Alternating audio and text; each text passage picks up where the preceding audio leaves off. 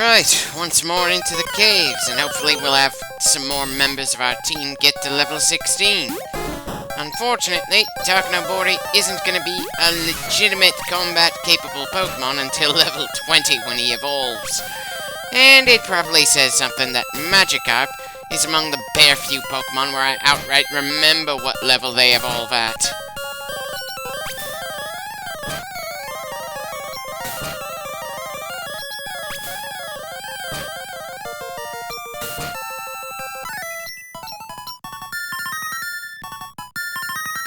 Excuse me for not caring that we got Defense Curl.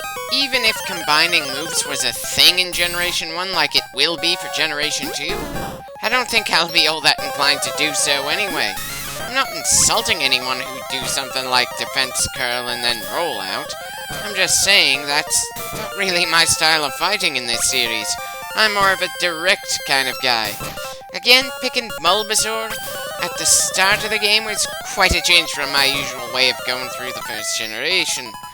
But again, Charmander kinda gets more than enough screen time, hence why the classic Fire Lizard isn't getting the primary starter position in this particular Let's Play.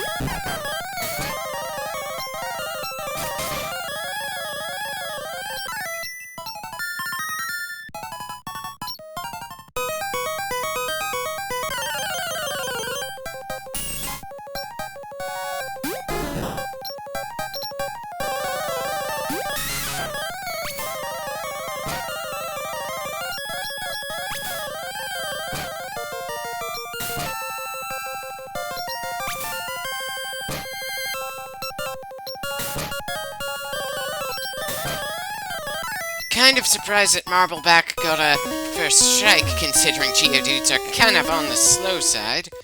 And sorry, kid, but I'm not really here to specifically explore this cave.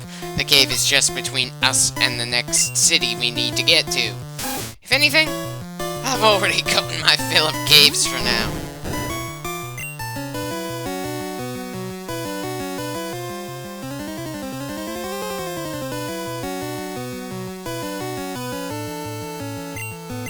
Okay, may as well give Phyllis another bit on his scorecard. I'm not too sure that Marbleback would be able to get the job done, considering how injured he is right now.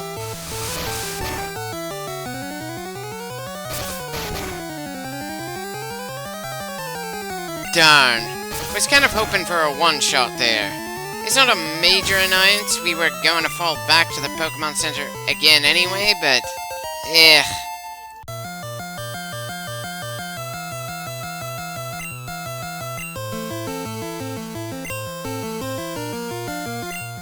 Wish I could feel guilty about sending Nim to fight one of his own kind. Of course, with the sheer number of Rattatas we fought just to get him to level up earlier in the game, I don't think he really cares.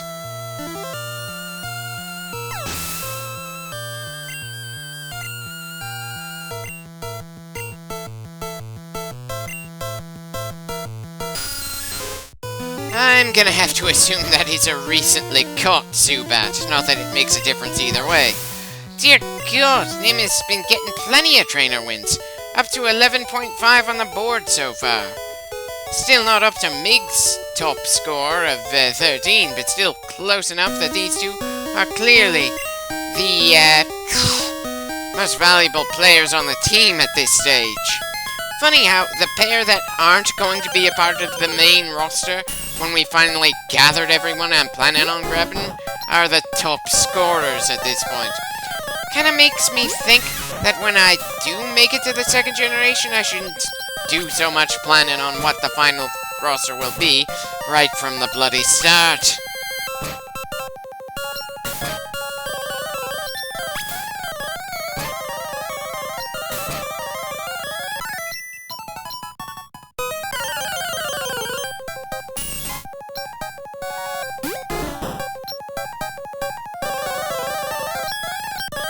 Again, Mount Moon is doing a good job of wearing us down.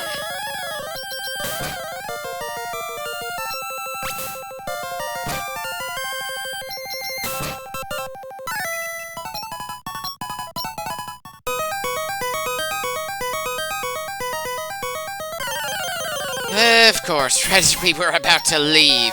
Bloody hell, these bats are relentless. Maybe it wasn't such a bad idea for me to name our Zubat Wayne after all. Not if they're going to keep stubbornly going after us like this.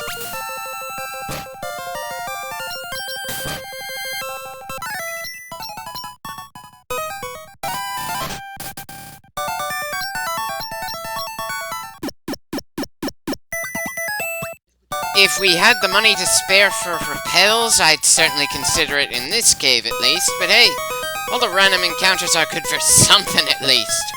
We're getting steadily stronger the longer we fight in this place. It's not that I was planning on the caves being a major source of grinding, but considering how long it's taken for us to get through this first one, definitely gonna be something I need to keep in mind in all the games from here on, that caves will take a while.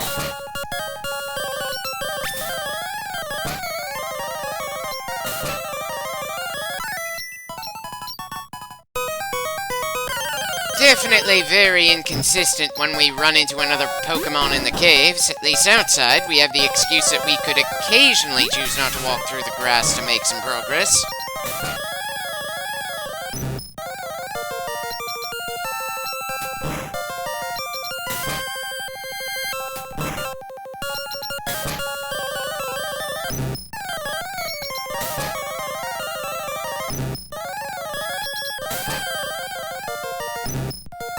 I know all the Pokemon sounds in the Game Boy games are heavily compressed noises, but it doesn't change the fact that a cute-looking thing like Clefairy growling sounds like an engine, especially when fast-forwarded.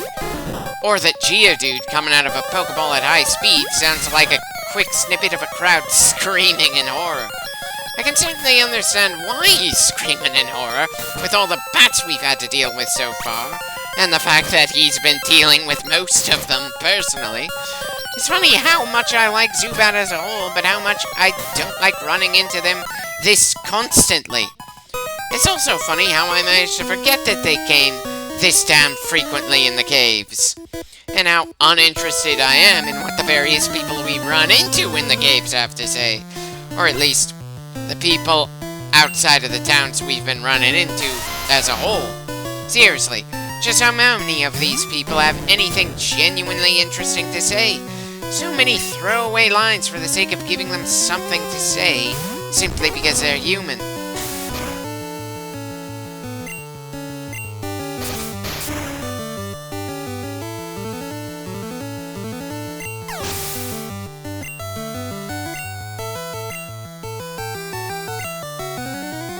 Well, this mountain guy is just feeding Phyllis with experience points.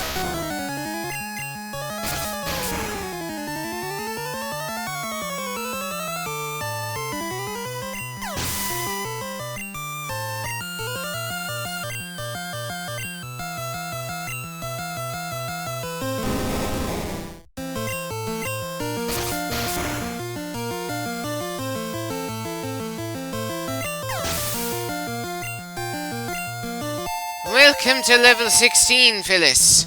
Still in 3rd place after those 3 wins, though assuming I somehow haven't lost count, Phyllis has 10.5 compared to Nim's 11.5. That said, we do have a prize for 3rd place around here. How would you like to evolve, little buddy?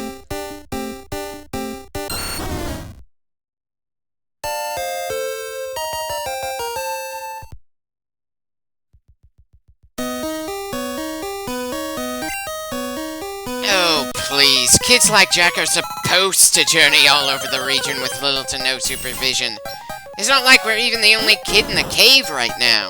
But again, for the most part, the dialogue we get from other trainers is purposely throwaway lines, because these are entirely unimportant people who are there to be an obstacle on our way to the next destination. A more notable obstacle than the random encounters that keep popping up, but a similar kind of obstacle all the same. I'm pretty sure if Pokemon were legitimately voiced, then we'd be hearing the same few lines over and over again. While at least with text, the throwaway dialogue is something new every time.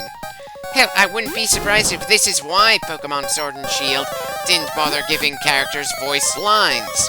they know it would be a pain in the ass to give voices to every non-player trainer in our journey. Though I suppose they could take the same route as games like God Eater and only give a few choice characters for a few select scenes some voices, while still keeping things mostly text-based. But that's just me trying to come up with solutions to the problem. And from what I've heard about how a lot of people feel about the mainline games, they stopped actually trying to innovate a while ago.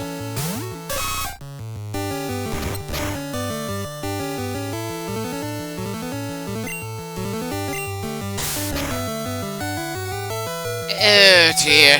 This Raticate is most definitely strong enough that this rocket could have taken down Brock, assuming he sent out the same team we dealt with back at Buter. And the worst part is, this isn't even supposed to be some major threat. He's supposed to be a random rocket grunt that happens to be in our way. A forgettable grunt that's taken down 2 members of our team so far, and we're going to have to rush to the damn Pokemon Center this time. Have I mentioned how grateful I am to myself for not being crazy enough to do a Nuzlocke challenge, when this is something that smacks against me at a random section of the game? People talk about Whitney's Miltank in the 2nd generation like it's a total monster, but in my opinion, this Raticate is worse. You expect a gym leader to be several steps above the local trainers. You don't expect one of the nameless, faceless NPCs in a forgettable location to tear out your intestines to use them as floss. I know, that's a much more graphic image than you really need to hear in a Pokemon game, but looking at those teeth and knowing how many of our team that rat has just taken down, that was the first thing that came to mind.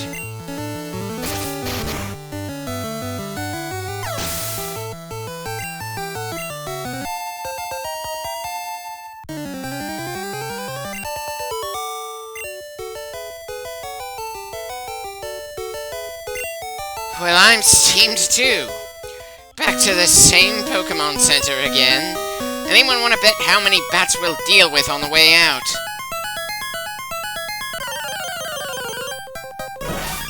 And oddly enough, we don't run into a bat as our first thing on the way out. But considering how few Pokemon we have left, and the fact that I don't actually want Phyllis to go further than level 16 yet, we're gonna be running from the randoms for now. And now I'm trying to remember if I made a rule for myself to never run away or anything to that effect. Because if I did, not only do I not remember that rule, but I also feel like we're in no condition to follow that rule. Not when enemies keep popping up that fast, and there's nothing Takanabori can do to defend himself in a fight.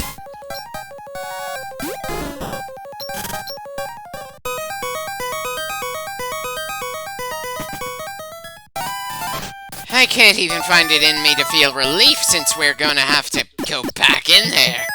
And since I want the team to be level 16 for something in Stadium, it's probably a bad idea for me to keep Phyllis on board the team to potentially level up some more. Great. The connection to Pokemon Stadium is dictating how I go through the main game by a little bit here. But still, throwing our starter out of the team, even temporarily, just doesn't really feel right to me, even if I know I'm probably gonna do it at some point. I'm pretty sure that's the exact same thing he said last time we checked.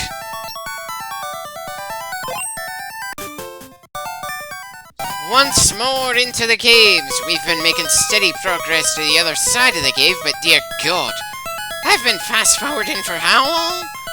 I'd have probably gone through 19 clips if I hadn't done some fast-forwarding in this playthrough at the very least.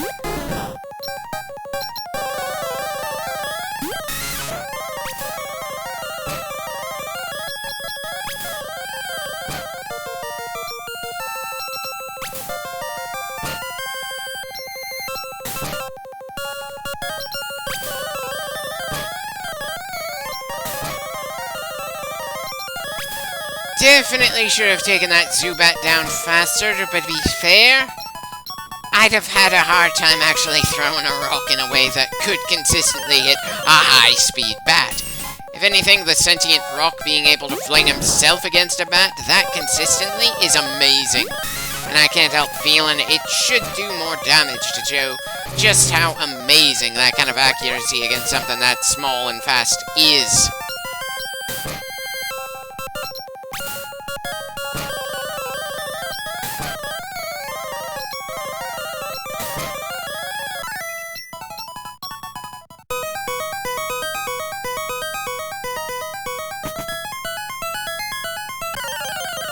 Not sure what I was expecting to find there, but somehow I was expecting to see more than just a dead end.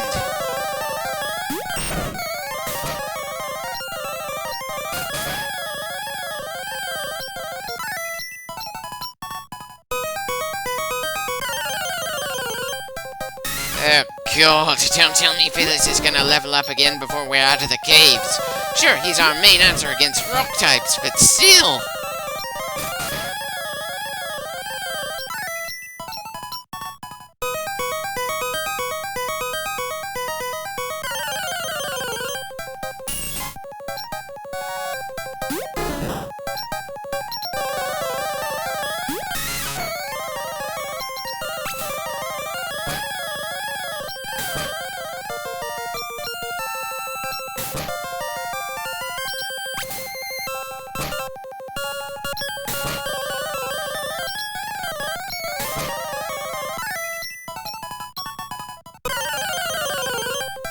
I'd say the worst part is walking 3 steps just to fight against the same thing immediately. Really makes it hard to know if we're actually making progress around here.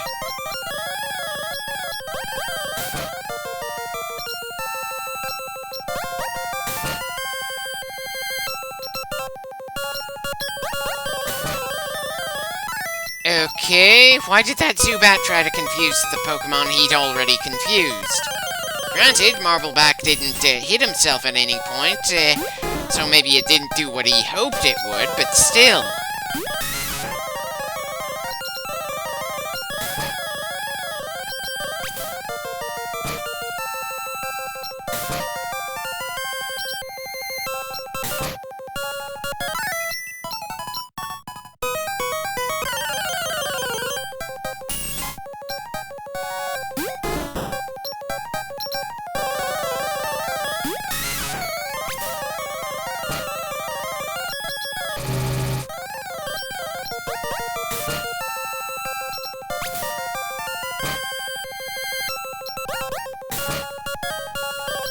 You know, as much as I appreciate the fact that we haven't hit ourselves that often, statistically speaking, you'd think it'd be a bit more common in this cave.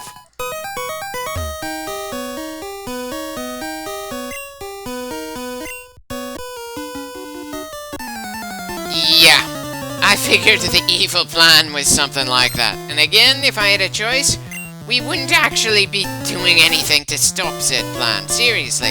Who gets hurt by the Mafia bringing dinos back to life in a world where there are legitimately bigger and stronger things than those dinos?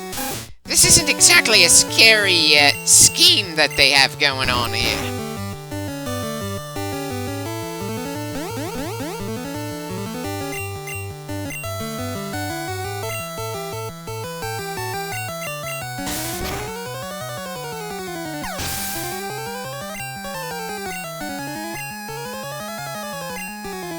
Again, haven't we seen enough Zubats in the past? How long have we actually been at Mount Moon at this point?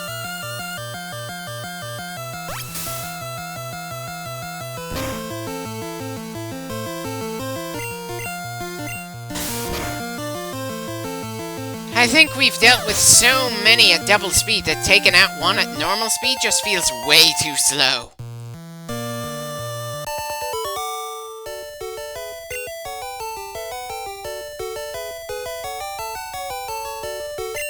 Well, if you're so mad about losing, don't put yourself at risk of losing. Come on, you're part of a villain group. Don't just shake your fist and say you're gonna do something that won't affect us at all. Anyway, I think this is the last trainer in the cave. Hopefully there's nobody outside the cave, so we can get to Cerulean's Pokemon Center after this.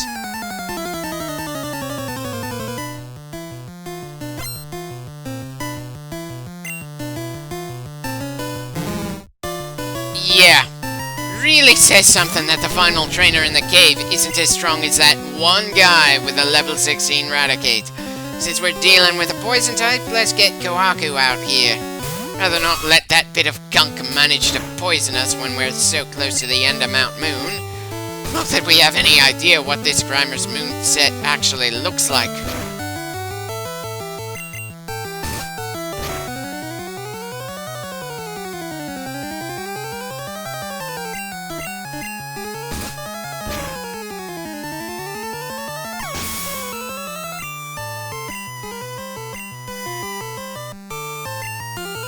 Wonder how long it's gonna take for us to deal with enemies that have self-destruct on them. It's kind of a signature move for Voltorb and its evolution Electrode last time I checked.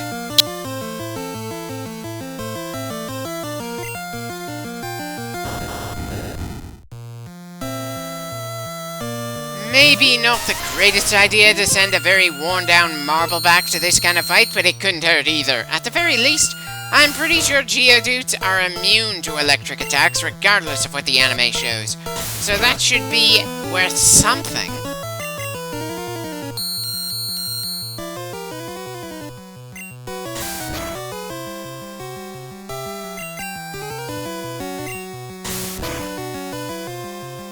Huh. For some reason, I was expecting that Voltorb to do something other than just try to weaken our stats.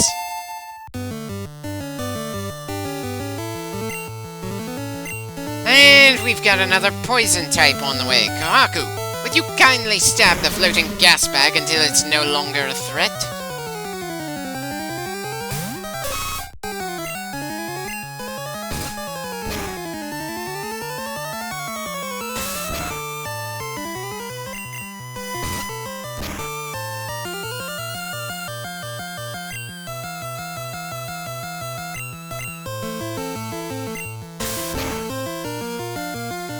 And that's another batch of trainer Pokemon taken down, with Marbleback rising his score to a respectable 2, and Kohaku raising his own to 11.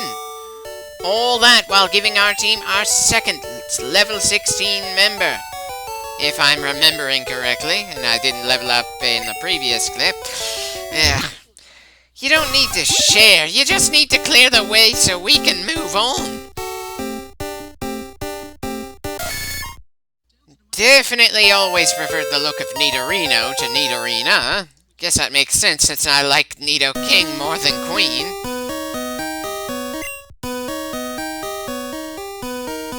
I'm not trying to be greedy, I'm trying to say I don't give a damn about your bloody fossils. This is literally the only path to the next patch of civilization.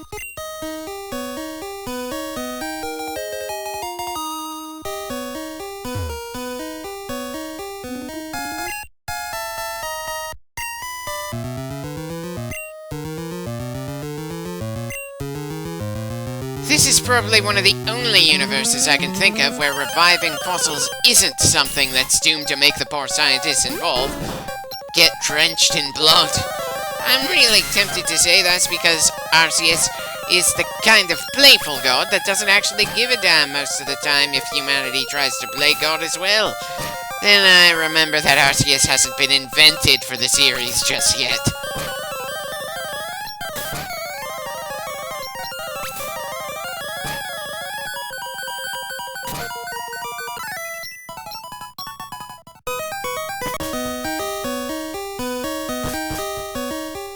And finally, we made it to the other side. That was a much longer hike than I was anticipating, but hey, the important thing is we managed to make it to the other side.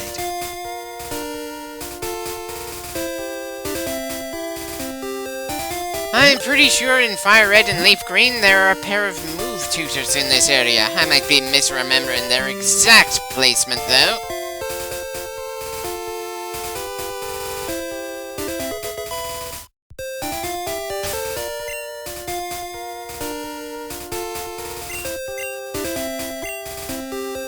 Pretty sure that Whirlwind is pretty damn useless in trainer battles. Of course, I'm also pretty sure that the anime made Whirlwind seem like a legitimate attack move that can do damage instead of something that just removes an opponent from the battlefield.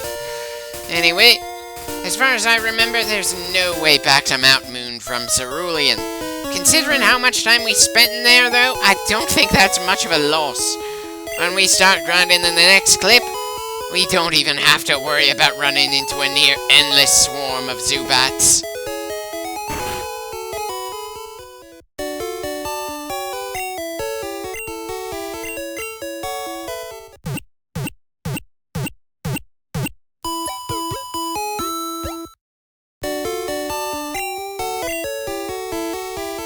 Wish I could say it's a relief to read that line in a new location. Not that the Pokemon Centers actually do anything to differentiate themselves from one another aside from putting different people with different dialogue in them.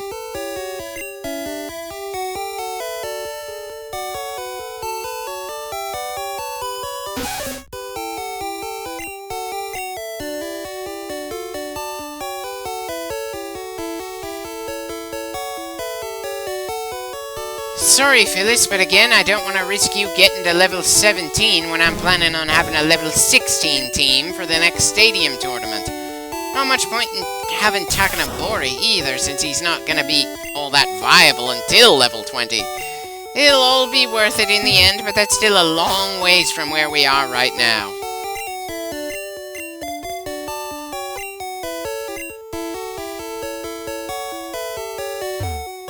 Sorry. Need a second healing job done, since apparently Pokemon are allowed to remain in agony in the first generation after you capture them and they go straight to the box. I mean, seriously, Bill? You couldn't have done some measure of healing for the poor little guy? Ugh, as if I didn't already have plenty of reason to feel bad about sending so many to the box.